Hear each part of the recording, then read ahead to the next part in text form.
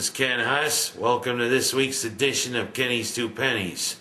This week, we're going to talk about the continued implosion of what was a once great start for our great Bills. But first, a word from our sponsor. Hello, Syracuse fans. Want to know where I watch the Syracuse games? Right here at Dewey's Third Ward Tavern, Bridge Street in Seneca Falls. Want to watch the NFL? Dewey's has the NFL ticket. And also on Thursday nights, Dewey's has the NFL Network. So you don't have to worry about missing if you got cable. Dewey's broadcasts all Syracuse games, basketball and football. Dewey's has 21 televisions to watch all your sports action. Come to Dewey's Third Ward Tavern here on Bridge Street in Seneca Falls. I'll see you here.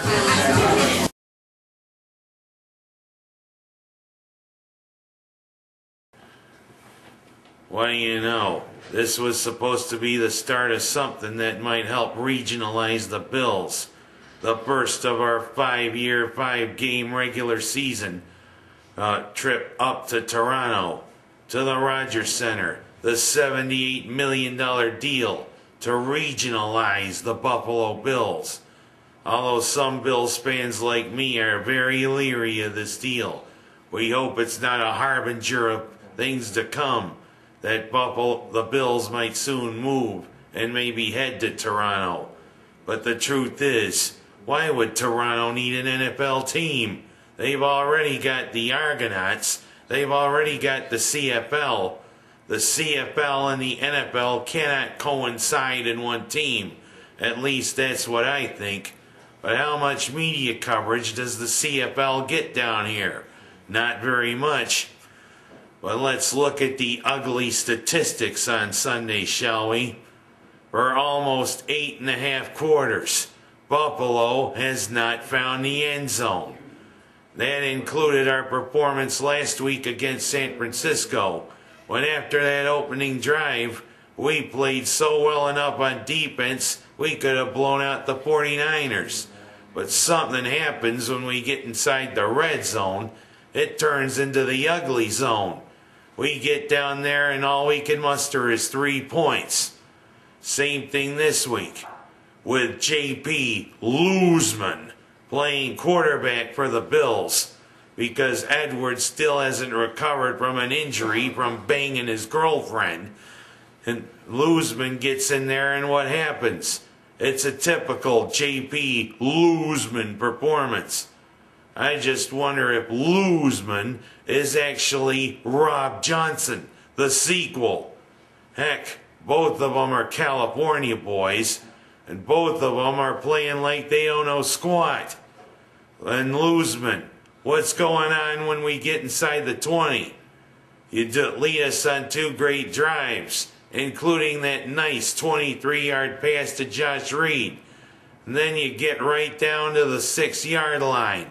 And what do? You throw a nice interception in the end zone. And that Miami team has a little bit of a Syracuse connection, folks. It was Will Allen that picked off the ball. And Will Allen, taught by defensive coordinator Paul Pasqualoni, and also on offense, George DeLeon, former Syracuse offensive coordinator, coaching the tight ends. Well, see, Tony Sparano is actually Tony Soprano. Because you know, when he got the job to be Miami's head coach, he woke up that morning and he got himself a gun. But you know, this is one big embarrassment, Bills fans. Not only losing twice to the Fish in 1 year, but also this big implosion. We started out 4-0, then we lost to Arizona, then we won against San Diego. And what's going on? This is the year of the collapse. This is the year it seems as though that everybody has quit on Dick Duran. Because you know what? The offense showed no life whatsoever. 163 total yards of offense. Heck, I can do that in my backyard. Don't tell me how. and J.P. Loseman. Even if you were sit down, son, on your ass 4 or 5 times, you still were the leading rusher. And there's a big stat right there. Loseman, our leading rusher. What happened to Marshawn Lynch? Did he suddenly vanish? And no fast Freddie Jackson. He didn't touch the ball at all. And Lee Evans. It seems as though he all but disappeared again. And James Hardy, supposed to help us down in the red zone with your height. 1 drop pass for all your effort. Our tight ends, nothing, including Robert Royal dropping what should have been an easy catch. Derek Schumann with 1 catch, Derek Fine, no catches.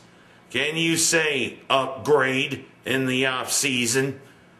And our offensive line, hell, you blocked well enough at times, but you know what?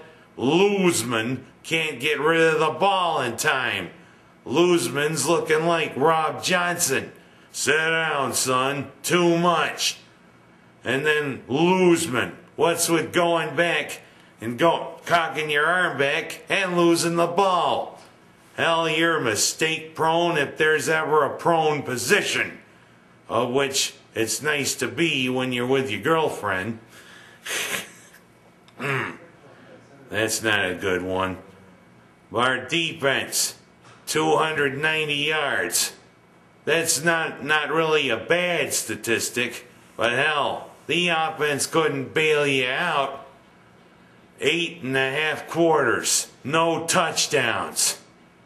What, we suddenly allergic to the end zone? We get down there and what happens? We start breathing heavy and we start sneezing. And you know what I do, seeing how inept you are in the red zone? This is what I think of being allergic to the red zone, Bills fans. That's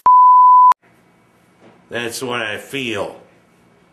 And now we got 3 games to close out this miserable train wreck that this season has become. The New York Jets next week down in the Meadowlands. The ageless Brett Favre leading the Jets. Then we go to Denver to play the Broncos. And then we finish the season at home against those bitch slappers, the New England Patriots. Can you say maybe 3 losses to close out the season? And you know what? That's the last straw. If that ever happens, Dick Geron, the whole coaching staff and everything should be gone. What is with this? 5-1 and then collapsing like this? Good teams don't do this. But this is the sign of a team that's one of the 5 worst now in the NFL. As much as I like the Bills, this thing makes me want to puke. And that's no quote from Mike Gundy. I'm Ken Haas. That's my story and I'm sticking to it.